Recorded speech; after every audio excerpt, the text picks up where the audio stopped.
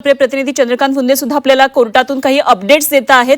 तर बच्चन सिंग केससह अनेक महत्त्वपूर्ण केसेसच्या संदर्भाचा निकालामध्ये उल्लेख करण्यात आलेला आहे आणि या केसमध्ये आजवरच्या चिमुरडी अत्याचार प्रकरणे जी झालेली आहेत अशा केसेसमध्ये फाशीची शिक्षा झाल्याचा कोर्टाकडून आवर्जून उल्लेख केलेला आहे। त्यामुळे काय नेमकी आज आता कोर्टामधून निकालामधून शिक्षा त्याला मिळते हे बघणं खूप महत्त्वाचं ठरणार आहे। नसरापूरची केस सुद्धा याच प्रकारात मोडतीये असं न्यायाधीशांकडून सांगण्यात येते आणि निकालपत्रामध्ये या सगळ्याचा उल्लेख आहे। तर ही घटना समाजासाठी किती घातक आहे, अशा प्रकारे दुर्दैवी लहान मुलीवर झालेला अत्याचार न्यायालयामध्ये आता सिद्ध झाले, तेव्हा परिस्थितीजन्य पुरावे आणि साक्षीदार यांच्या आधारे गुन्हा सिद्ध झालेला आहे। तेव्हा आरोपीच्या आधीचा जे त्याने गुन्हे केलेले आहेत त्याचा सुद्धा इतिहास पाहता तो कुठल्याही परिस्थितीमध्ये सुधारू शकत नाही।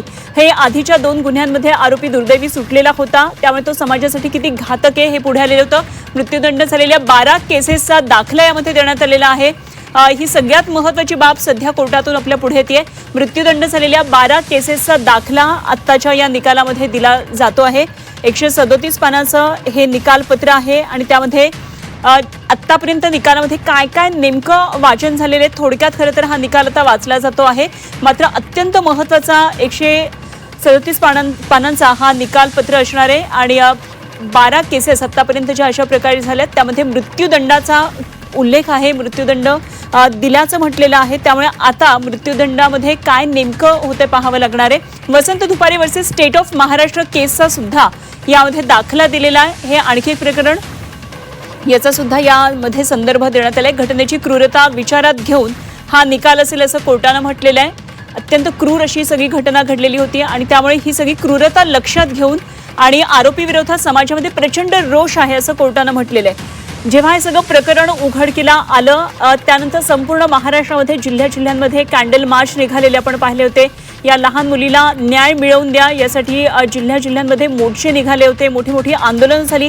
एक प्रकारे तीव्र असा सगळा रोष समाजामध्ये पाहायला मिळत होता। केवळ 3.5 वर्षाची ही चिमुरडी होती, एक बाळ होतं जे नुकतंच चालायला लागलेलं होतं आणि अशा या मुलीवर झालेला 65 वर्षाच्या नराधमानं केलेला अत्याचार, त्यामुळे संपूर्ण महाराष्ट्र हळहळलेला होता। त्यामुळे सगळ्यात तीव्र भावना जनतेच्या लक्षात घेऊन कठोरात कठोर शिक्षा व्हावी अशा प्रकारे म्हटलं। बशीर अली केसमध्ये सुद्धा अशीच ही घटना घडलेली होती असं कोर्टानं यामध्ये म्हटलं। त्यामुळे वेगवेगळ्या खटल्यांचा संदर्भ दिला जातो आहे। बशीर अली केसमध्ये अशीच घटना घडलेली असं कोर्ट म्हणतं आहे। त्यामुळे चिमुरडीवरच्या अत्याचाराच्या केसमध्ये फाशीची शिक्षा झाल्याचा कोर्टाकडून आवर्जून उल्लेख केला जातोय। मृत्यूदंड झालेल्या 12 केसेसचा यामध्ये आता दाखला दिला गेला आहे। नसरापूरची केस पण त्याच प्रकारात मोडतीये। पुन्हा एकदा आपण निलेशकडे जाऊया आणखी काही अपडेटसाठी। निलेश, वेगवेगळ्या खटल्यांचा संदर्भ दिला जातो आहे आणि या खटल्यांमध्ये फाशीची शिक्षा झाल्याचं न्यायालयामध्ये सांगण्यात येतंय, तेव्हा निकालपत्र वाचनामध्ये आत्ता सध्या नेमकं काय सुरू आहे, काय नेमकं कोर्टातून आता सध्याचे अपडेट आहेत? अनुपमा, जर बघितलं तर देशभरामध्ये ज्या लैंगिक अत्याचाराच्या घटना घडलेल्या आहेत त्यामध्ये 12 अशा घटना आहेत की त्या केसेस ज्या आहेत ते या महाराष्ट्रातील म्हणजे नसरापूरच्या केसची जवळपास मिळत्या जुळत्या आहेत आणि या 12 केसेसच्या खटल्यांची यादी जी आहे ती आता न्यायाधीशांकडं देण्यात आलेली आहे। त्याचं वाचन आहे ते या ठिकाणी सुरू असल्याची माहिती मिळत आहे। खरं तर या प्रकरणात जर बघितलं तर ही केस जी आहे ही दुर्मिळ केस आहे। दुर्मिळ असं म्हणलं जातं की या केसमध्ये जर बघितलं तर ह्या केसमध्ये साक्षीदार नव्हते, त्यामुळे या ठिकाणी व्हर्च्युअल साक्षीदार उभे करण्यात आले होते। दुसरी बाब म्हणजे या ठिकाणी माणुसकीला कामिळ काळिंबा फासेल अशा घटना ज्या आहेत त्याच्याकडनी घडण्यात आलेली आहे। कारण ज्या पद्धतीने त्यांनी अत्याचार केला, जवळपास 39 मिनिटं जे आहेत तो त्या चिमुकलीवर अत्याचार करत होता।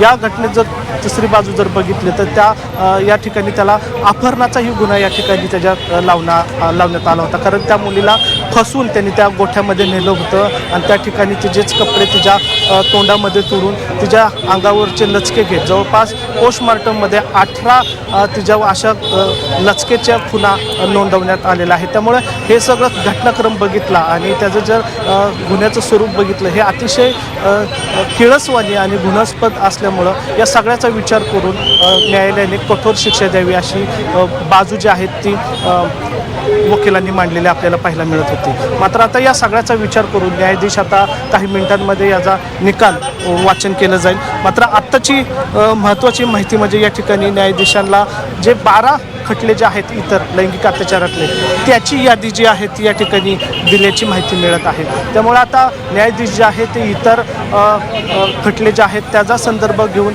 या केसला शिक्षा देण्याच्या तयारीत असल्याचं या ठिकाणी आपल्याला पाहायला मिळत आहे. थोड्या वेळातच या निकाल हाती येईल. मात्र संपूर्ण जर हा घटनाक्रम बघितला तर 1 तारखेला अत्याचार होतो, त्याच दिवशी त्या आरोपीला CCTVच्या माध्यमातून पुणे ग्रामीण पोलिसांकडून अटकसुद्धा होते.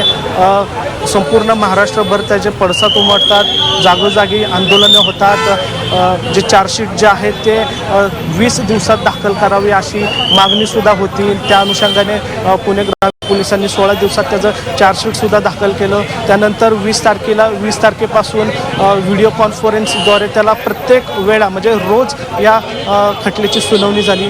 त्यानंतर मुख्यमंत्र्यांनी या खटल्यामध्ये फास्ट ट्रॅक पद्धतीने खटला सुरू व्हावा अशी या ठिकाणी घोषणासुद्धा केली. त्यामुळे हा संपूर्ण जर खटला बघितला तर अवघ्या 60 दिवसांमध्ये या खटल्याचा निकाल जो आहे तो या ठिकाणी लागताना आपल्याला पाहायला मिळतोय. न्यायालयाच्या इतिहासामध्ये सर्वात जलद गतीने निकाल दिलेला हा खटला या ठिकाणी पाहायला मिळतोय. तर दुसरीकडे जर बघितलं तर या प्रकरणामध्ये सरकारी वकील जे आहेत ॲडव्होकेट अजय मिसारी यांनी एक महत्त्वाची बाजू मांडलेली जी आहे की म्हणजे या प्रकरणामध्ये साक्षीदार नव्हते, मात्र या साक्षीदारांना ऐवजी या ठिकाणी व्हर्च्युअल साक्षीदार या ठिकाणी उभे केले, पुरावे गोळे केले आणि तोच पुरावा जो आहे तो कोर्टामध्ये सादर करण्यात आला. महत्त्वाची तिसरी एक बाब अशी की एखाद्या आरोपीला आपल्या दयाचा याचिका दाखल करण्यात येते किंवा त्याचा कुठंतरी त्याला दया मिळावी असा युक्तिवादसुद्धा करण्यात येतो. मात्र इथं या प्रकरणामध्ये कुठल्याही प्रकारची त्याला दया किंवा आपण जे कृत्य केलेलं आहे त्याच्यावर पश्चाताप होत नसल्याचंही समोर आलेलं आहे. एवढंच नव्हे तर कोर्टाने अशा प्रकारचे 2 रिपोर्टसुद्धा मागवले होते की याचं जेलमधलं जे वर्तणूक आहे ते कसं आहे त्याचा रिपोर्ट जेल प्रशासनाकडून मागवण्यात आला होता आणि त्याचा आत्तापर्यंत त्यांनी जे गुन्हे केलेले आहेत किंवा याच्याही आधी त्यांनी अशाच प्रकारचे लैंगिक अत्याचार केल्याचे घटना समोर आलेल्या आहेत, त्याच्यातसुद्धा त्यांनी ती शिक्षा भोगवलेली आहे. त्यामुळे या सगळ्याचा विचार करून न्यायालय आज कठोर निर्णय घेण्याची शक्यता आहे. त्यामुळे आता न्यायालयांकडून नेमकं कुठल्या शिक्षेवर शिक्कामोर्तब होईल याकडे सर्वांचं लक्ष लागलेलं आपल्याला पाहायला मिळतंय. या ठिकाणी जर बघितलं तर सर्वोच्च न्यायालयाच्या 12 केसेस अशा आहेत की त्याचा संदर्भ या ठिकाणी दिला जातोय आणि ह्या 12 केसेस संदर्भ जो आहे त्या 12 केसेसमध्ये जे आरोपी आहेत त्यांना मृत्यूचा शिक्षा याआधीही सुनावण्यात आलेली आहे. त्यामुळं तीच शिक्षाचा संदर्भ या शिक्षेला जोडावा असा युक्तिवादसुद्धा करण्यात आला होता आणि ती 12 केसेसची यादी जी आहे ती आता न्यायाधीशांसमोर ठेवण्यात आलेली आहे. न्यायाधीशांकडून आता 137 पानांचं जे शिक्षेचं